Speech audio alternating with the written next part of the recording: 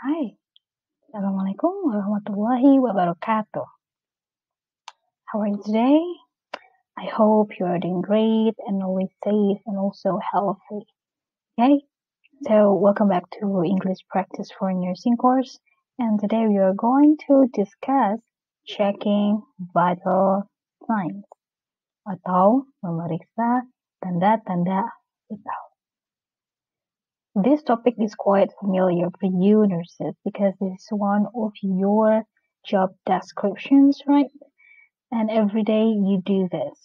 Okay, jadi mau tidak mau kalian harus bisa mengecek tanda-tanda vital menggunakan bahasa Indonesia, but also in English. Jadi pakai bahasa Indonesia dan bahasa Inggris juga harus bisa ya, karena ini adalah salah satu tugas utama dari perawat. Okay, without any further ado, let's begin this presentation. We have subtopics here. Jadi apa saja yang akan kita bahas kali ini? The first one is medical terminology about vital signs. And the second one is explaining procedures of checking vital signs. The third one is giving instructions. And the last one is giving responses or closing. Let's go on to the subtopics, the first subtopics.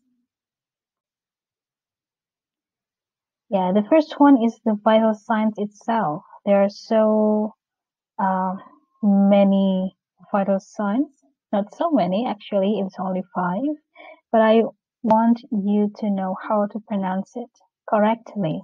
Jadi bagaimana melafalkan vital signs ini dengan tepat. Okay, the first one is temperature. Temperature. Temperature. The second one, pulse. Pulse. Pulse. Next one, respiration. Respiration. Blood pressure. Blood pressure. Blood pressure.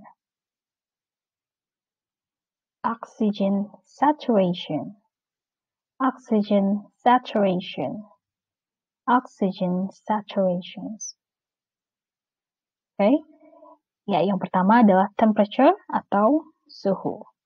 Yang kedua adalah pulse atau denyut. Ketiga, respiration atau pernafasan. Yang keempat, blood pressure atau tekanan darah. Dan yang terakhir, oxygen saturation atau saturasi oksigen. Oke, di sini ada perhatian nih, attention. Jadi kalau mengecek temperatur, kalian harus memperhatikan juga tipe termometernya. Apakah tipe yang oral, rectal, atau yang melalui ketiak, gitu ya. Yang kedua adalah satuan dari derajat suhunya. Apakah mempunyai derajat Celsius atau memakai derajat Fahrenheit. Karena tiap negara itu biasanya ada acuannya tersendiri. Kalau Indonesia, karena banyaknya menggunakan Celsius, maka satuannya pun pakai derajat Celsius. Tapi kalau di luar negeri, contohnya di Amerika or in USA, pakainya derajat Fahrenheit, gitu ya. Karena satuannya berbeda, maka angkanya juga akan berbeda, gitu ya. Jadi jangan sampai nanti kalau misalnya kalian bekerja, misalnya di luar negeri USA, tapi kalian biasanya memakai Celsius, dipakai Celsius di sana itu bisa jadi terjadi miskomunikasi gitu ya. Karena 100 derajat Celsius itu tidak sama dengan 100 derajat Fahrenheit. Oke? Oke, kemudian yang kedua itu adalah pulse atau denyut. Nah, di sini ada beberapa tipe denyut atau lokasi-lokasi denyut. Contohnya ini aja, hanya ada 4 di sini, tapi di slide selanjutnya akan dibahas satu persatu ya. Yang pertama kalau di sini ada apical, ada temporal, femoral, and radial. Dan di sini adalah lokasi denyut di beberapa bagian tubuh. Yuk kita cek saja. Let's check it out. Alright, this is a picture about the pulse location. Ada banyak, ada beberapa. Di sini yang dibahas ada 1, 2, 3, 4, 5, 6, 7, 8. Sekitar 8 lokasi titik denyut ya.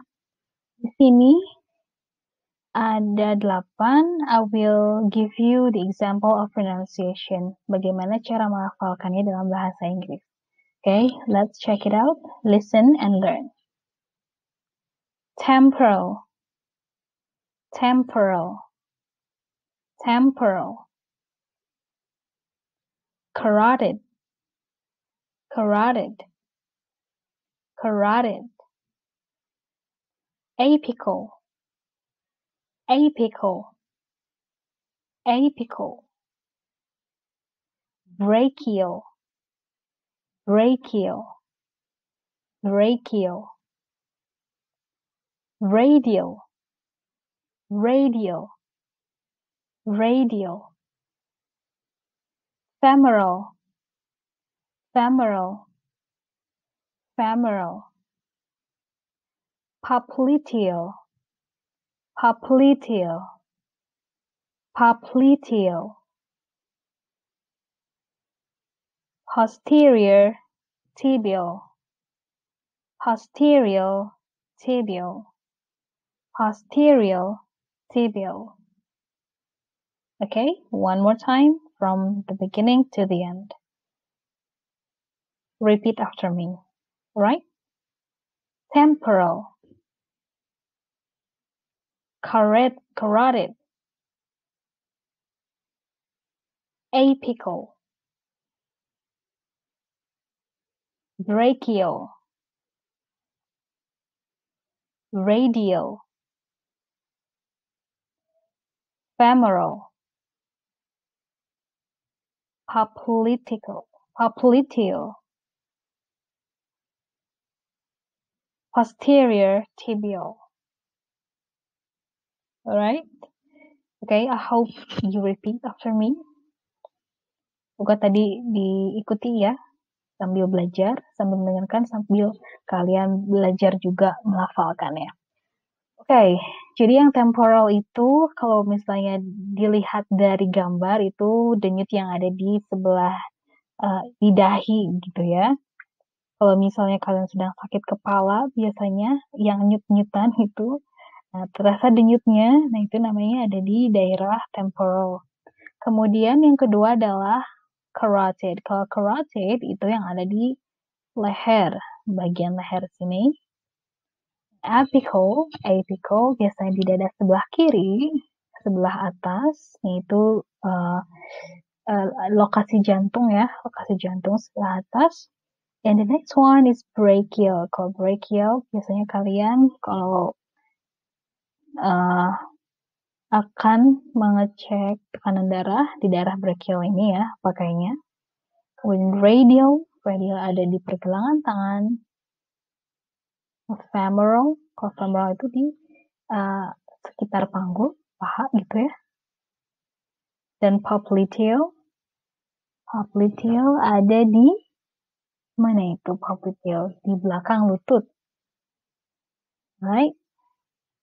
Yang terakhir, yang posterior tibial ada di sekitar pergelangan kaki. Oke, tapi yang paling sering digunakan itu yang ini ya, yang bagian atas, ini brachial, radial, carotid, apical, dan temporal. Tapi dalam intervensi lain mungkin kalian memakai lokasi denyut yang lainnya. Oke? So the next one. Di sini ada vocabularies atau kosakata lain yang berkaitan dengan denyut. Yeah. The first one is pulse rate. Pulse rate. Pulse rate itu adalah jumlah denyutan. Oke, yang biasanya kalian laporkan kepada pasien itu adalah pulse rate-nya. Berapa jumlah denyutannya. Misalnya gitu ya. Per menitnya ada berapa. Kemudian yang kedua adalah rhythm. Rhythm. Rhythm atau regularity. Nah, rhythm atau regularity itu berkaitan dengan ritme, gitu ya. Ritmenya apakah teratur atau tidak. Karena di beberapa kasus medis ada yang ritmenya itu tidak teratur denyutannya, gitu ya. Next one is tension or compressibility. Compressibility atau compressibility itu adalah ketegangan, ya, tensinya. The next one is beat per minute. Beat per minute itu adalah satuan dari pulse, satuan dari denyut. Misalnya yang dilaporkan kalian adalah misalnya ada 60 BPM atau beats per minute. Okay. The next one is patient charts. Patient charts mengacu pada lembar pasien atau lembar observasi pasien. Next, normal pulse rhythm. Normal pulse rhythm adalah ritme denyut yang normal. Ya, jadi dia teratur si denyutnya itu. Oke. Kemudian ada bradycardia. Bradycardia merupakan denyut nadi yang lemah, biasanya ada di bawah 60 beats per minute atau BPM, tuh ya. Sedangkan tachycardia itu kebalikannya, yaitu denyut nadi yang cepat di atas 100 beats per minute. Okay. The next one is bounding. Bounding adalah lompatan nadi yang kuat. Biasanya menurut referensi yang Miss baca, bounding itu mengacu pada pulse atau denyut nadi ketika kita misalnya setelah berolahraga atau melakukan kardio. Nah, biasanya kan deg-degannya itu cepat banget. Nah, itu ada lompatan nadi yang kuat. Nah, ini namanya bounding. Bounding pulse. Gitu ya. And the last one is thready or weak.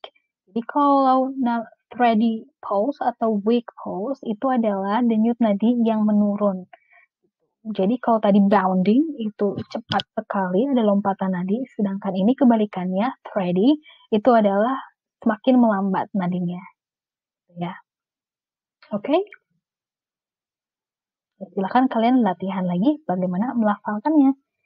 Miss kasih contoh satu kali lagi. Pulse rate, rhythm, regularity, tension, compressibility, beats per minute, patient chart, normal pulse rhythm, bradycardia, tachycardia, bounding, ready, weak. Nice. Okay, the next one. Oke, kalau tadi itu adalah medical terms about pulse atau denyut nadi, yang sekarang adalah medical terms about respiration atau breathing. Jadi beberapa istilah medis dalam pernafasan atau bernafas. The first one is dyspnea. Jadi cara menulisnya bisa dua ya, bisa dyspnoea seperti yang pertama, bisa dyspnea. Nah, ini berkaitan dengan style saja, tapi kalau kalian pakai dua-duanya itu betul. Kalau pronunciation-nya sama, yaitu dyspnea. Dyspnea. Okay. The second one, expectorate. Expectorate. Expectorate. The next one, expiration. Expiration. Inspiration. Inspiration. Inhaler for drugs. Inhaler for drugs. Sputum. Sputum. Sputum. Right? Nah, dyspnea ini adalah kesulitan bernafas. Expectorate itu merupakan kata kerja. Kalau dalam bahasa biasanya, bahasa orang awam itu meludah atau meludah atau batuk seperti itu ya. Jadi mengeluarkan lendir dari organ ini pernafasan. Expiration itu adalah breathe out atau mengeluarkan nafas. Inspiration adalah menghirup nafas atau breathe in. Inhaler for drugs adalah alat yang digunakan oleh penderita asma. Puffer seperti itu ya, yang dihirup nanti. Dan yang terakhir sputum. Sputum itu adalah lendir atau mucus biasanya. Alright. Tadi sudah di medical terms dari vital signs, beberapa yang harus kalian ketahui dan mungkin sudah kalian ketahui tapi kita recall lagi. And the next one in this slide, we are going to tell you about SIM of checking vital signs. Jadi skema kalau misalnya kita akan memeriksa vital, tanda-tanda vital, ya. Yang pertama itu adalah inform about the procedure. The first one is inform about the procedures. Kita sebagai perawat harus melaporkan dulu atau menginformasikan kepada pasien apa prosedur yang akan kita lakukan atau intervensi yang akan kita lakukan.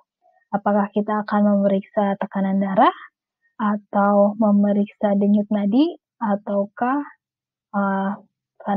memeriksa tanda-tanda vital lainnya. Ya, jangan sampai kita langsung saja mengecek tanpa memberitahu pasien.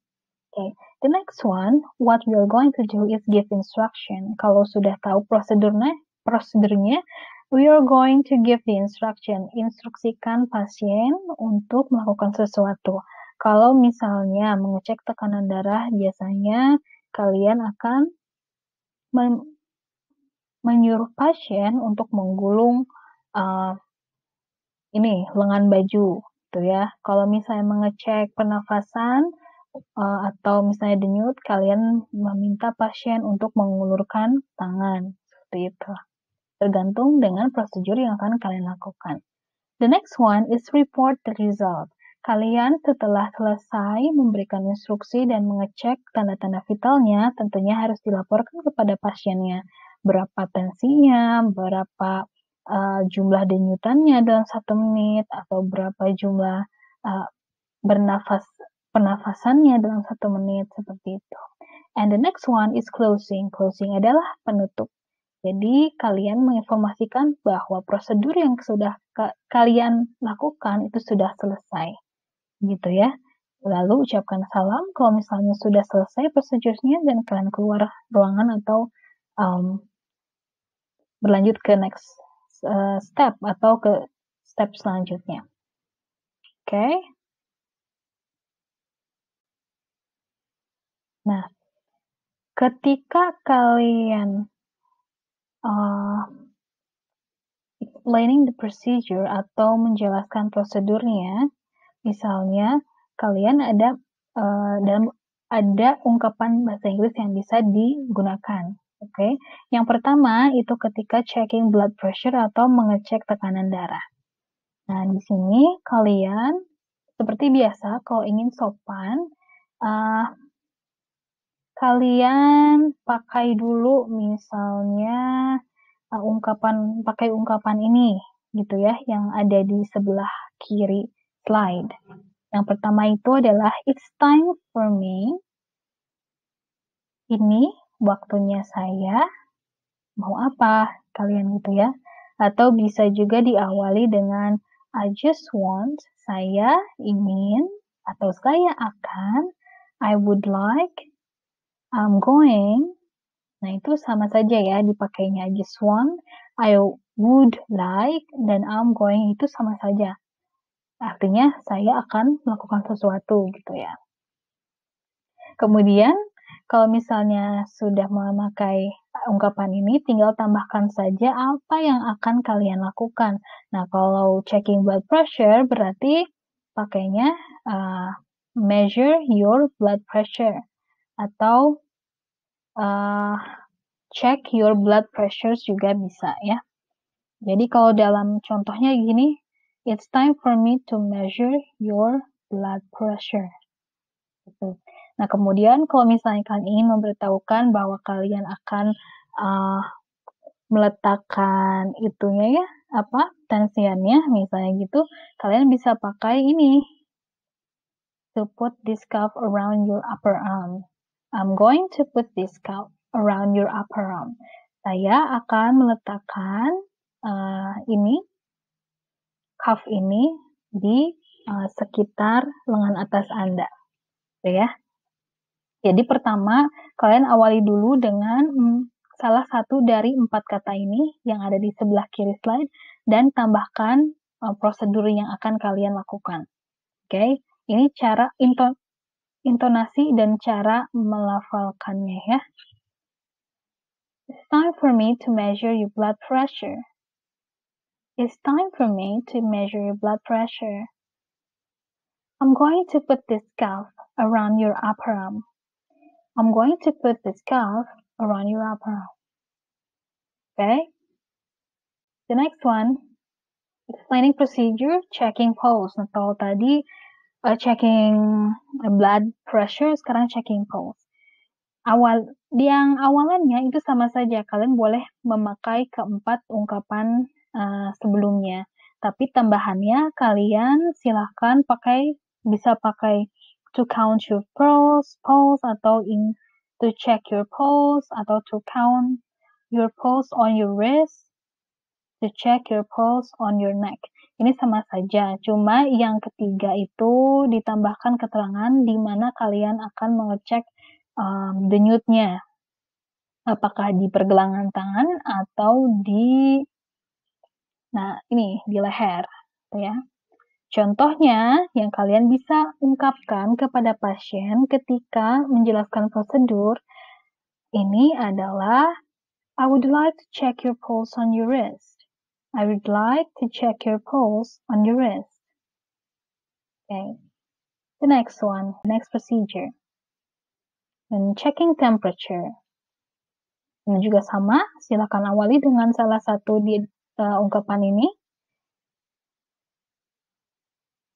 Contohnya adalah, I just want to measure your temperature, Mrs. Watson. I'm going to put this into your mouth. Oke, jadi kalian kasih tahu dulu akan mengecek temperatur dan kasih tahu bahwa kalian akan meletakkan termometernya ke dalam mulut pasien. Oke. The next one adalah checking respiration. Nah, kalau di checking respiration tinggal tambahkan saja to check your respiration. Jadi contohnya bisa seperti ini. It's time for me to check your respiration. It's time for me to check your respiration.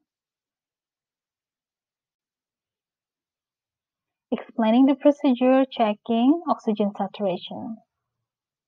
Tambahkannya adalah ungkapan to check your oxygen saturation, to know how much oxygen is in your blood, atau tambahkan juga to put this clip on your finger. Jadi biasanya kalau oxygen saturation itu memakai clip seperti itu ya. Nah, ini example. How you express when you explaining the procedure of checking oxygen saturation. I want to check your oxygen saturation. I would like to know how much oxygen is in your blood. I'm going to put this clip on your finger. Okay.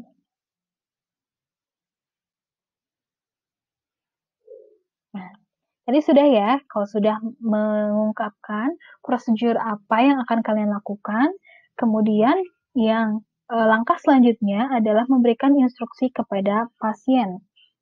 Okay. Untuk memberikan instruksi kepada pasien, kalian bisa mengawali ungkapan itu memakai ini. Would you mind, could you, can you, please, now I want you to. Nah, ini awali dengan ini.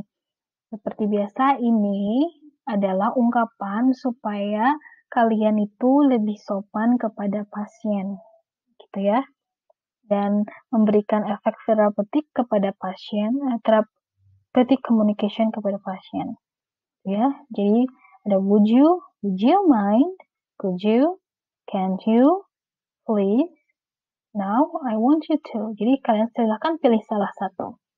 Nah, di sini ada catatan khusus untuk yang ungkapan yang kedua ya, yang would you mind. Kalau kalian menggunakan would you mind, kalian harus harus mengikutinya dengan kata kerja plus verb ing. Contohnya di bawah ini. Would you mind rolling your sleeve? Would you mind rolling your sleeve? Nah, bandingkan dengan yang memakai would you saja, tidak memakai mind. Nah, kalau pakai would you, pakainya roll saja, tidak usah memakai ing. Jadi, would you roll your sleeve? Okay. Contoh kedua, would you mind raising your arm? Would you mind raising your arm? Bandingkan dengan yang tidak memakai mind. Would you raise your arm? Okay.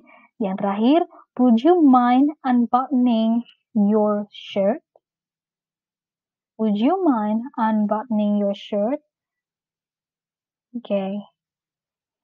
Bandingkan dengan yang tidak memakai mind.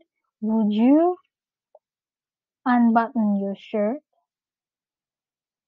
Ya. Jadi sekali lagi, kalau pakai would you mind diikuti dengan verb ing. Right? Nah, ini would you mind. Would you mind itu artinya maksudnya apakah Anda keberatan, gitu ya. Untuk misalnya tuh rolling your sleeve itu menggulungkan lengan baju Anda.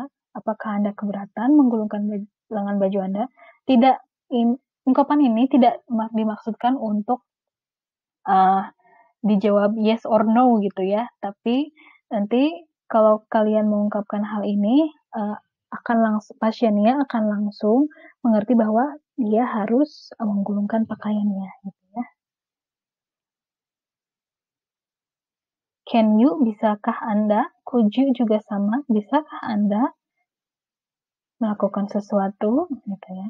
Nah, kalau yang terakhir, now I want you to, itu sekarang saya ingin melakukan apa gitu ya. Saya ingin Anda melakukan apa. Oke, langsung saja giving instruction when checking blood pressure. Nah, tadi kita misalnya pakai salah satu dari ungkapan supaya sopan ya. Misalnya, please lie down on the couch. Please lie down on the couch. Silahkan berbaring di couch, itu adalah seperti sofa seperti itu ya. Oke. Kemudian lie flat on the bed. Please lie flat on the bed. Yang artinya silahkan berbaring di kasur. Please give me your right hand. Please give me your left hand. Tolong ulurkan tangan kanan Anda. Atau tolong ulurkan tangan kiri Anda. Yang terakhir, please roll your sleeve up. Please roll your sleeve up. Roll your sleeve up. Maksudnya gulungkan lengan baju Anda ke atas. Ya. Jadi yang please tadi bisa diganti menjadi would you mind lying down on the couch? Would you mind giving me your right hand? Would you lie flat on the bed? Would you roll your sleeve up? Okay. Silahkan pilih salah satu di antara ungkapan itu, yang mana yang paling kalian nyaman mengungkapkannya. Giving instruction when checking temperature. Nah, kalau untuk checking temperature biasanya adalah instruksi-instruksi ini yang dipakai. The first one is slip off your top things. Slip off your top things maksudnya silakan buka baju Anda. Unbutton your shirt. Silakan buka kancing kemeja Anda atau baju Anda. Please raise your arm. Silakan angkat tangan Anda. Ini kalau misalnya ingin meletakkan termometer yang di ketiak, gitu ya, ditempatkan di ketiak.